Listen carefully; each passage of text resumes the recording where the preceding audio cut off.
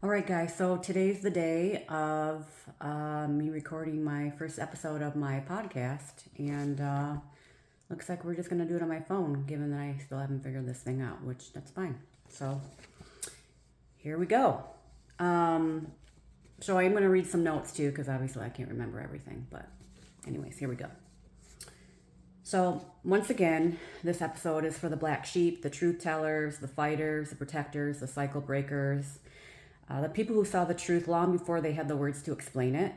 The people who were told they were too sensitive, too emotional, too much, or too aware. The people who spent their lives feeling different because they could see what others refused to see.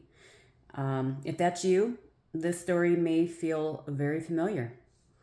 And because this story is my story, and maybe in some ways it's yours too.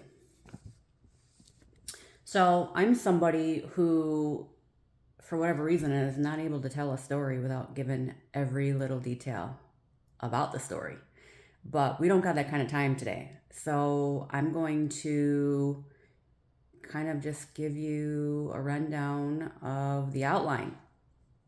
And I'm sure we'll get into my story in depth as we get into other episodes. But anyways, so my story started actually when I was inside my mother. I already knew that this life was not safe.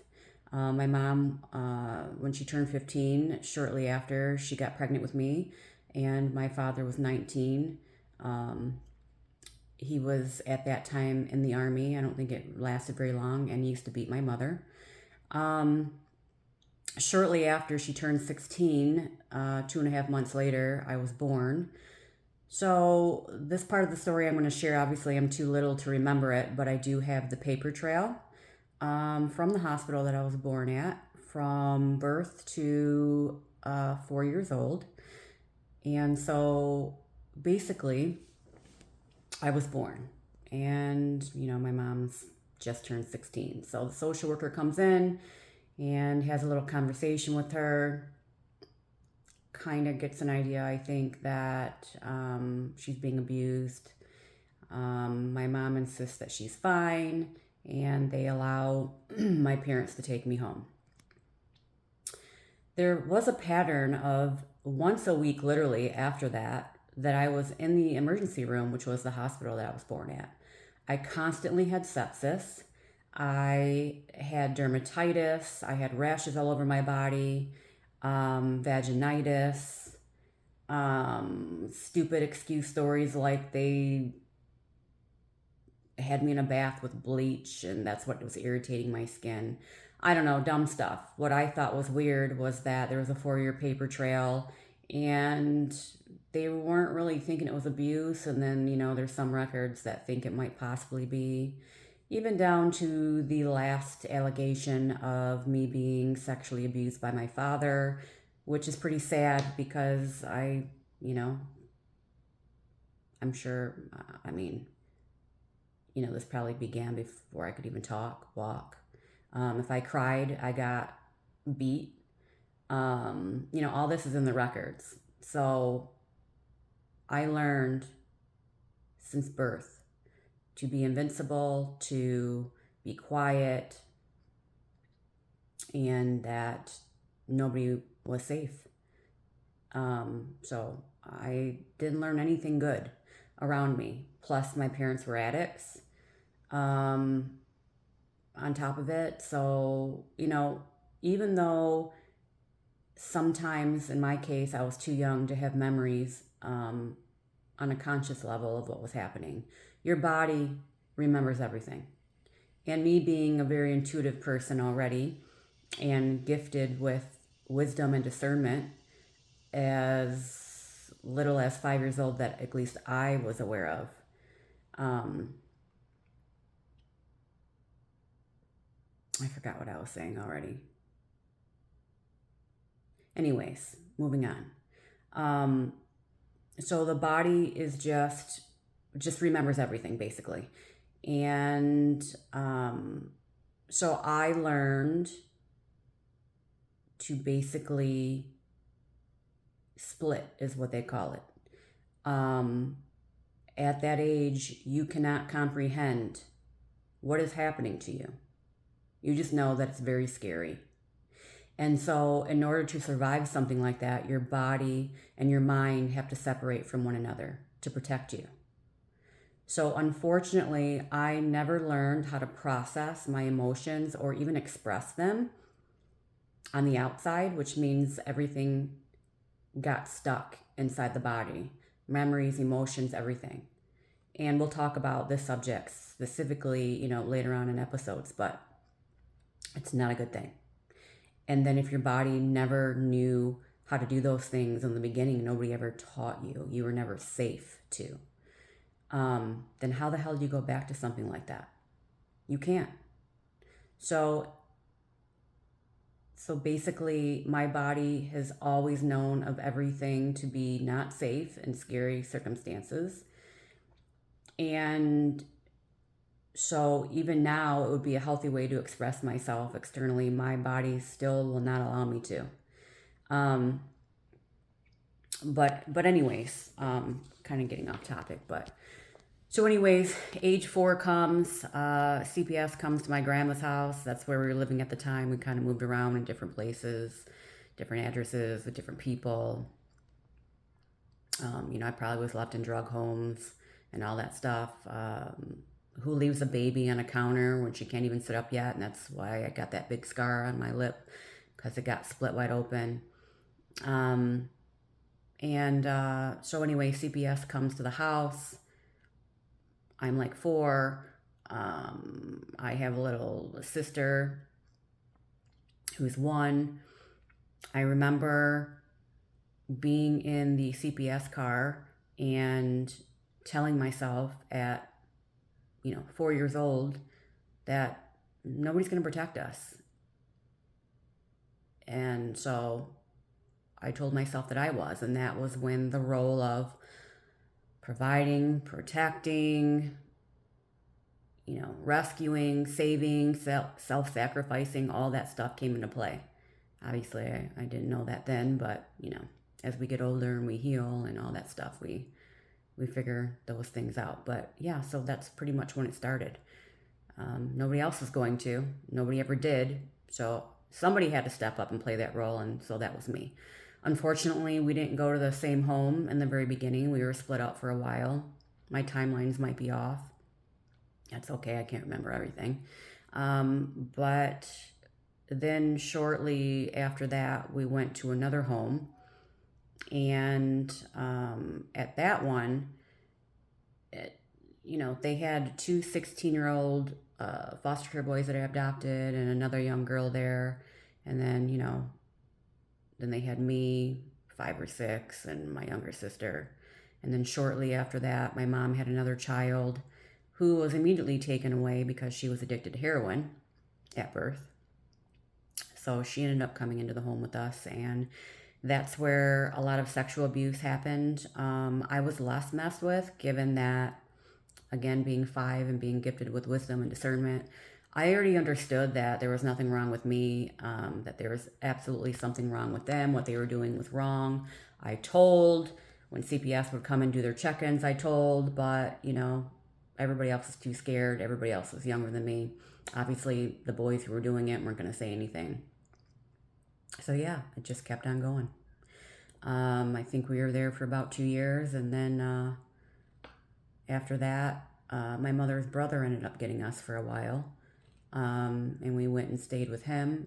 Secretly, my mother was there, so we had to keep that secret. But unfortunately,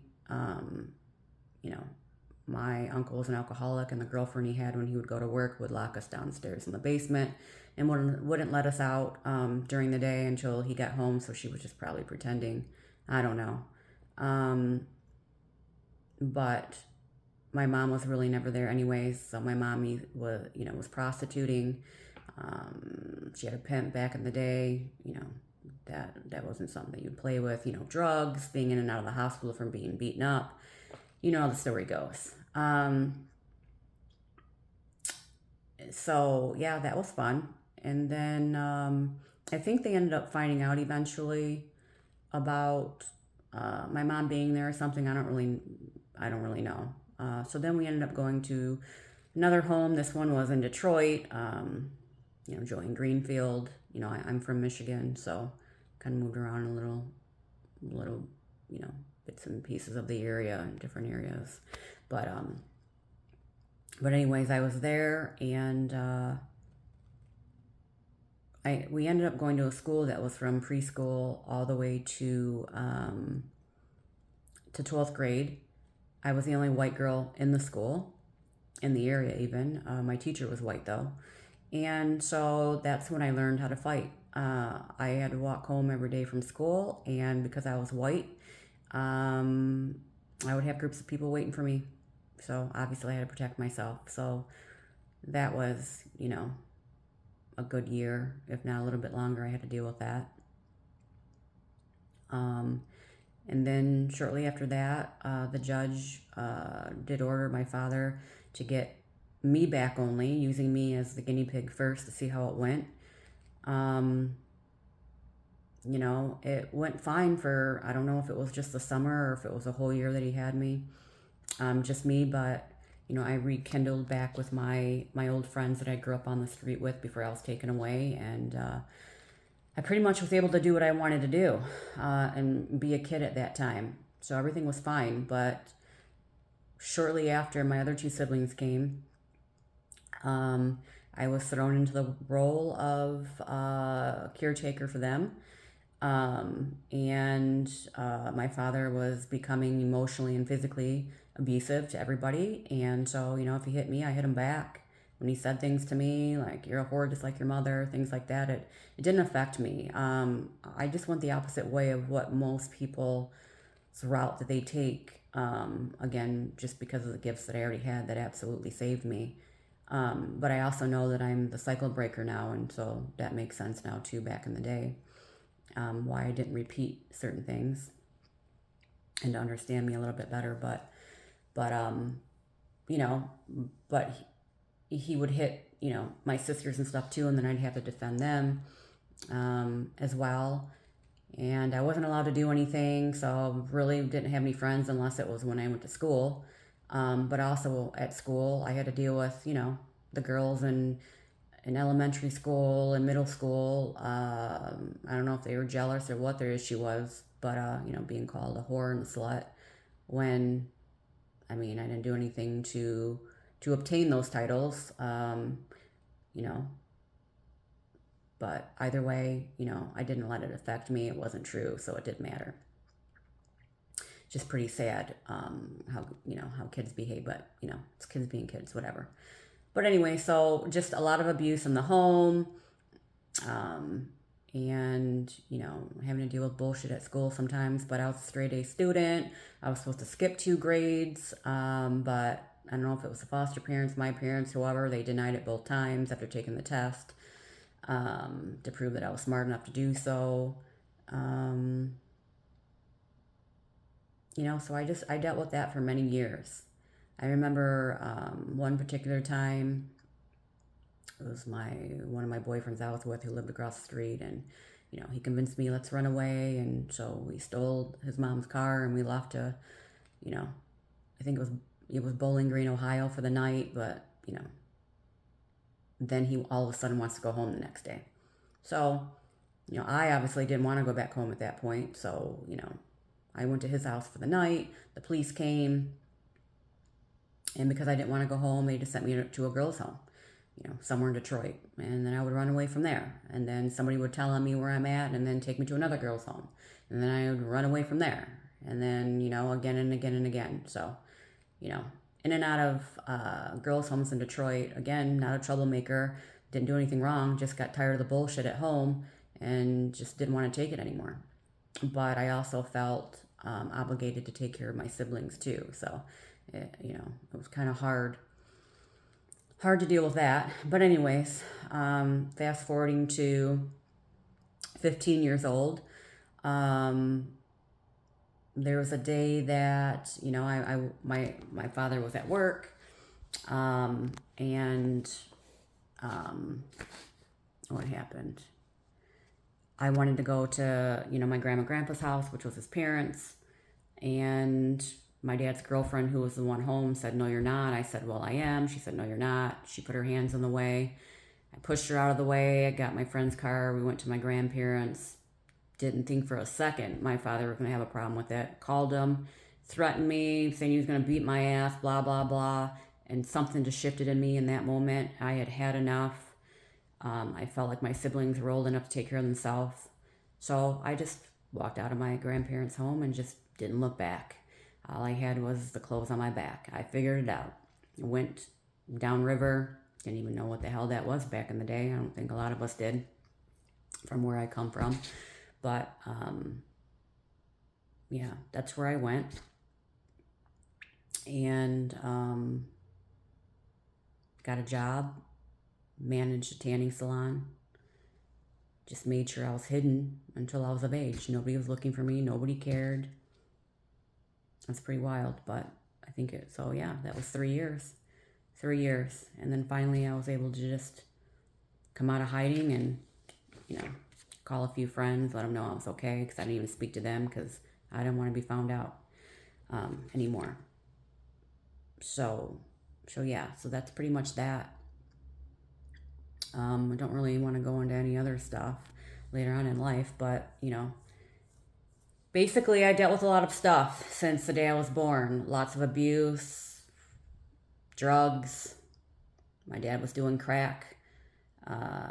When I moved back in with him, found out later on in life that he ended up molesting all of his daughters, but at least I don't have memory of it. I'm not one that anybody would fuck with, really, because I wasn't going to put up with it. I was going to tell. Justice was everything to me. I didn't freeze like the rest of them did. And it's nothing to brag about. It's just, I didn't play. So yeah,